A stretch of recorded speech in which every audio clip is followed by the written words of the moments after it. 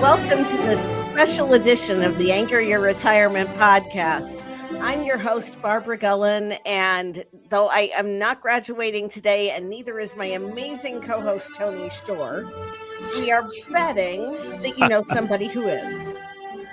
Yes, we all know somebody who's graduating. My daughter graduates from college in a couple of weeks. Woo! We have friends with kids graduating from high school also in a few weeks. So it's graduation season. So that's what we're talking about on the show today. And tips for your new graduate, right? Yes, we want to give them 2 or 3 ideas of things that you can encourage them to do that will start them off on the right foot financially for a good future. I think that's great. So we're playing a little pomp and circumstance, which I think should be your intro every show, Barb. Right? I don't know. I mean, it could be, well... Pomp and circumstance. Aren't those your middle names? I'm teasing you, Barb. I'm kind of thinking the favorite song I like to blast in my car is Karma, but that's another story for another time. Oh, yeah. Karma. There you go. Yeah, that's another story. We're not going to talk about that story. We are not. How we enjoy karma, but we believe in karma, that's for sure. But today, 3 tips for your graduate, for your new graduate, whether it's a grandchild, a child, somebody you're close to. We all know somebody who's graduating, and we have some financial tips or tips for them that are going to help them on their way that you should be talking to them about, right? Right. And a lot of these are going to focus on like your high school graduate, but if you've got somebody graduating from college, take these tips to heart and apply them how you can. Okay? Right. The first thing, and this applies to every graduate, is if they have earned income and have started a job, I want you to have that child start a Roth IRA. My daughter has started a Roth IRA. She graduates in May. She put $2,000 and opened a Roth. Cool. Almost like you work with financial advisors or something. Almost like Barb Gullen is a friend of mine, and I've heard her give the same advice on the show. So yes, that's so important. But not specifically, you've given advice, hey, start a Roth IRA. The sooner the better. But I think it is great that you bring it up now for graduates, especially college graduates, before they get into their first major job. And for high school graduates, because, the one thing that we can never make more of, Tony, is time. Time. You're right. And the time value of money, when you have time working on your side with compound interest, you are just helping, you are making a stable financial future a little bit easier for you. You're right. You're right. Yeah, and that's huge. That's probably the best gift you can give a grandchild or a child is a stable financial future. It is. And, you said your daughter started her Roth IRA with $2,000. Yep. This year, I believe that if you are under the age of 50, you can put away, it's either $7,000 or $7,500. I can't remember. Yeah, so $7,500 if you're. It is 70. I think if you're over 50 or over 55, it's $7,500, I believe. It's $8,000 if you're over 50. It's $7,000 if you're under 50. Okay, I was wrong. Okay. I just split the difference. There you go. And it is what you have earned up to that amount. So if your kid has an after-school job and they only made $5,000, that's the most they could put into a Roth IRA. And something that I did as an incentive for my kids while they were working is for every dollar they put into their IRA, I matched it. Oh, wow. That's great. I didn't do that. Don't tell Mike. What are you doing to me? What are you doing to me, Barb? I'm sorry. I said they had to work and put their own money and do it, but they did it, and so that's great. Well, but when they didn't put money into it, I did not match any money. So right, there you go. That's a consequence there. It's a good incentive. It's a good incentive. Yes. So one big tip is to open a Roth IRA. Yes. tip number 2 goes for, high school graduates and to a certain extent college graduates, especially if you are pursuing postgraduate work or a postgraduate study. And that is to not get so caught up in student loans and letting loans pay for everything. Now, I know that there are medical students that are going to go, "Rah, rah, rah," not possible while they're, and I get that. But if you are in high school starting college, or if you're in college and even you might not have graduated yet, but you are working toward it, the less you take out in loans, the better off you're going to be in the long run. Huge. And we worked hard to try to get it so our kids didn't have to take out as much in loans. We couldn't Right. afford to just pay outright. But you don't want to take money out of your retirement accounts to help your No, kids I pay, do right? not want you guys taking money out of your retirement account so that your kids don't have student loans, because then you don't have anything to retire on. And I am okay with people not paying outright for everything in a child's education.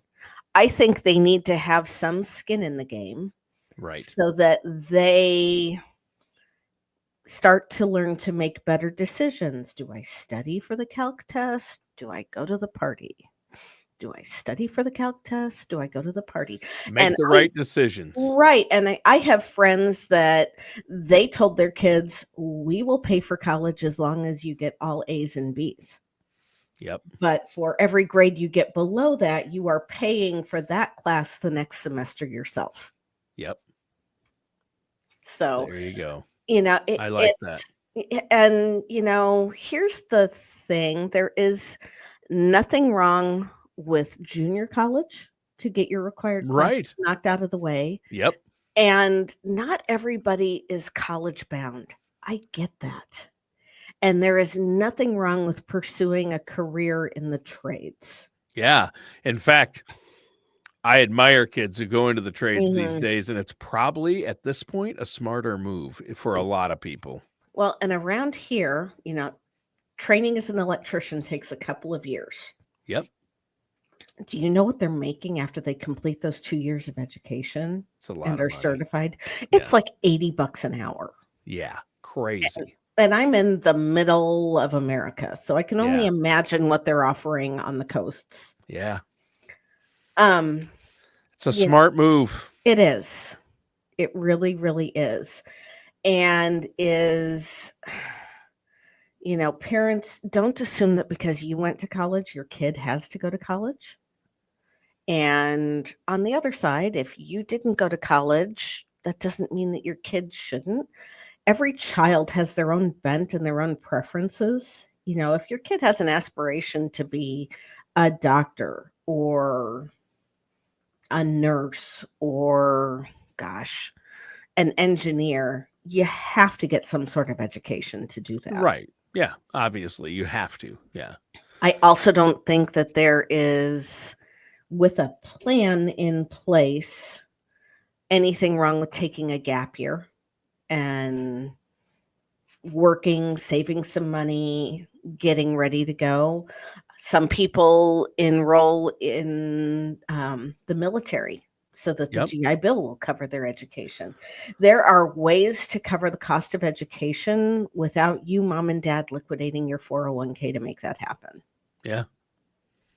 Yep. There are ways to make it happen. And, my daughter went out there and found a full scholarship. She got a full scholarship. She wanted to go to a school, and we said, we can't afford it, and we don't want you going there because you would incur too much debt. It's a very it's a great school, but it's an expensive private college. And I know that's your top pick, but we told her that it was too expensive. What did she do? Did she say, okay, I won't go there? Nope. She went out and found that there was a full ride scholarship.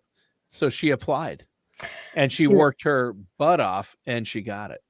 And there are millions and millions of dollars left on the table for scholarships that go unclaimed every year. Yeah. Isn't that crazy? It's crazy. Well, the Cosmopolitan Club that I've had the privilege of sitting on the board for, the local chapter here, the Heartland Santa Fe Trail Club, we have $1,000 scholarship per semester for somebody who is a type 1 diabetic pursuing some sort of post-high school education. I have been affiliated with the organization for a year and a half at this point, and we have yet to have given away one of those scholarships because nobody's applying. That's crazy. Yeah. So that's another thing. That's just an added bonus tip for your new graduate, especially from high school. Tell them to apply for scholarships. Right. And if you are looking for scholarships, my guess is that you probably don't need to do a paid subscription to a service that does that.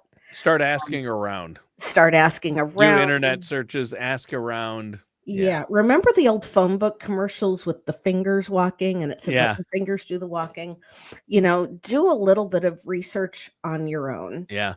And we didn't even have to do any with our one daughter. She just did it on her own. We didn't even know this was happening. And she said, yeah, I wrote 3 essays. And I think, I'm on to the second round in this scholarship. It went from 200 people down to 5 or 10. Oh my gosh. Yeah. And so she worked hard, 3 interviews, a group project, and 3 essays.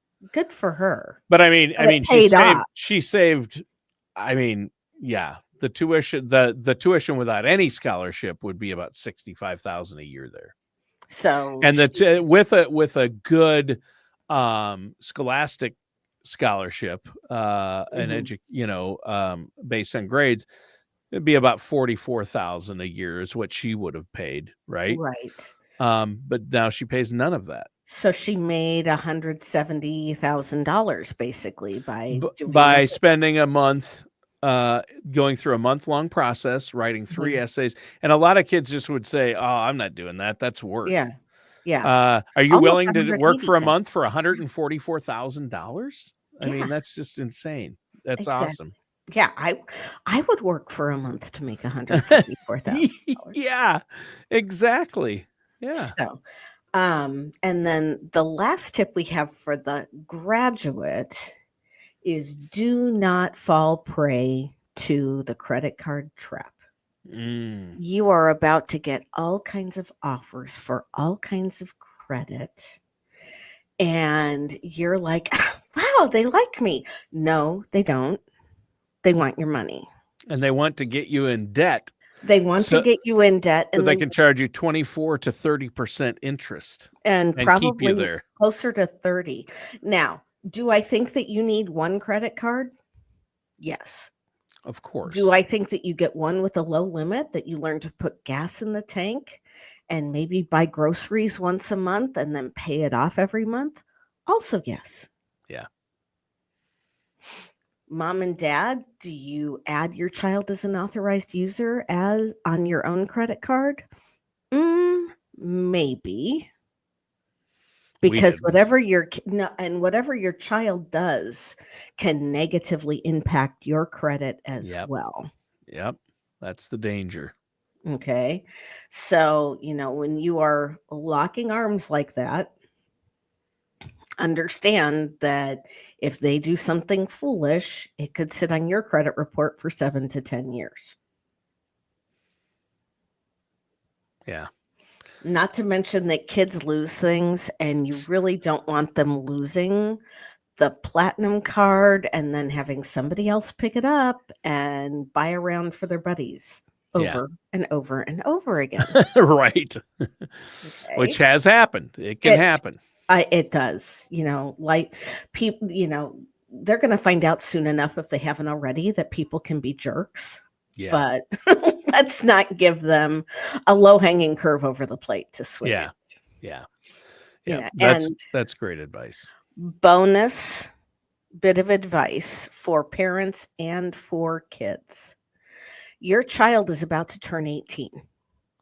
That means that they are considered legally adults, which means that if they're in a car accident, if they have to go to the hospital, if something happens that nobody wants to think about, it will be much easier for you to authorize their care and treatment in the event they can't speak for themselves if you get a durable power of attorney for healthcare put in place. Yeah. Yeah, the powers of attorney are really important. They're easy to do. If you don't have them, folks, reach out to our office at 913-553-6222 because we can put together one of those powers of attorney for you in any state except Louisiana, I think. And it's complimentary. Once we generate that power of attorney and it is signed in the presence of a notary, you then have a valid document that allows you to continue to speak on your child's behalf if they can't speak for themselves. Right. That's huge. Well, that's a great piece of bonus. I mean, we really worked in well over 3 tips there. We probably did. And, mom and dad, please, please, please, like I said, do not cut back your retirement savings because Jimmy or Susie got into the college of their dreams. And like Tony was talking about, is outside your budget and significantly more expensive. Right. Yep. You cannot set, you got to pay yourself first. It's just like when you're in the airplane and the flight attendant gets up and says, in case of emergency, when the oxygen masks drop, you put yours on first. That way you'll be around to help those in need who can't do it themselves, like young children. Yes. And I just think that's a great analogy to finances. You can't rob Peter to pay Paul in this instance. And you want your kids to stand on their own 2 feet. Yeah. Can you help them with college? Great. Maybe you have the means, but they also need to work. They also need to learn that valuable lesson. And you don't want to rob your retirement funds because those need to stay in there in your 401ks and your IRAs so they can keep growing, right? They do. And, what I have discovered from my clients over the last number of years is that as they have kids that are getting junior high, early years of high school, when they really start putting this idea of college funding forward, there are organizations out there that advocate you buying certain products. You notice I said nothing about there being a plan in there. And the purchase of this product is designed to basically conceal assets that you have so that your child is eligible for more financial aid. Interesting. And you can end up creating a bit of a headache for yourself with these products. The typical pitch that I have heard about is that you purchase this product so that those assets are then hidden from, as they're put into a product that isn't considered liquid. So those assets no longer count against your child when they're calculating how much financial aid is available. Sure. Then they encourage you, the parent, to take out parent loans to pay for your child's education. Something else that I am not an advocate for. No. Not unless it's a very, very specific situation. Sure. Okay? I'm not saying never. There's a time and a place for everything. Yeah. It depends on the situation. But make sure you're talking to a trusted financial professional first, not just somebody trying to push some type of product on you. And then the idea is that after your child graduates, you then cash in this product to pay off the parent loans. Yeah. Interesting. Legal, but not always in your best interest. Yeah. And you have to look at there's always catches, there's always fees, there's always costs. So you have to look at everything. And then you are tying up an asset where if you have a genuine emergency, it's going to be a pain in the neck to try to get it out. Yeah. And there's probably a term. So you'd pay huge fees to get it out. Yes, and what you're doing is potentially taking money that you've put into a 529 plan or a brokerage account where 529 plan, you are pulling that money out tax-free to use for your child. Brokerage account, if you're pulling money out, you're paying capital gains just on the gain. And then turning around and putting it into a product where it's going to be treated as a retirement asset. That if you're under 59 and a half, when you take the money out, you're going to pay a 10% early withdrawal penalty. And the way the IRS looks at how you take this product out when you're taking the distributions is you are always taking the earnings first, not your cost basis. And paying tax on those earnings. Right. So you're paying ordinary income tax instead of capital gains. You're paying a 10% early withdrawal penalty. And it could put you in a higher tax bracket and affect other things. In a higher tax bracket where capital gains and tax-free is not going to do that. Yeah. Yeah. See, a 529. You're not talking about a 529. No, I am not talking. That's what we had for our kids, and that's right. That was really helpful. And 529s are designed to be used for education. Yeah. And thankfully, they've loosened up what you can use a 529 plan for. When they first came out, they were very restrictive, where with your daughter getting the full ride, all of that 529 money would be sitting there. And unless you could get it retitled into another relative that was going to be going to college, when you pulled the money out, you were going to be paying a 10% penalty. Yeah. So, I'm grateful that they have legislatively made a 529 plan more flexible. You can even use it for you can use it in retirement. It's the same thing basically as a 401k or an IRA, a traditional IRA. You have to pay taxes on it when you pull it out if you don't use it for education. But you as a parent could take it out now and use it for income and retirement. You just have to pay taxes. And paying taxes is better than paying the penalty and the taxes. Yeah. Oh, yeah. You want to avoid the penalty. Yeah. But it also works for private high school. Maybe you have a child who, there is. I think it works all the way to early education now. It does. It does. And, with private high school, we have a private high school here where a lot of the young men who go through that high school have a better shot at getting into a D1 school for football. Oh, wow. Okay. Okay. But the tuition, unless you are the child of an alumni of the school, is like $30,000 a year for high school. For high school. Wow. They cut it in half if you're the child of a former graduate. And they probably offer scholarships. They do. For if you're an amazing athlete. They do. Well, and I'm sure they offer scholarships on a number of levels. It's affiliated with a very well-known denomination. Oh, sure. But again, we all want to give our kids a better opportunity than we had.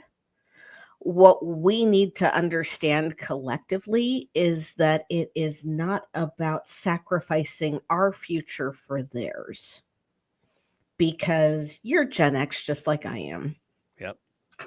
And there was a lot that we learned being Gen X kids and being, by today's standards, raised feral. Yeah. True. It's true. I grew up on you grew up and it's just like, go play. I don't want to see you back inside the house until the street lights come on. Yeah. Where you go, we don't know. What you're doing, we don't know. Yeah. Or be back by 6. Right. Or, doing something crazy like having your friend try to teach you how to roller skate in their basement.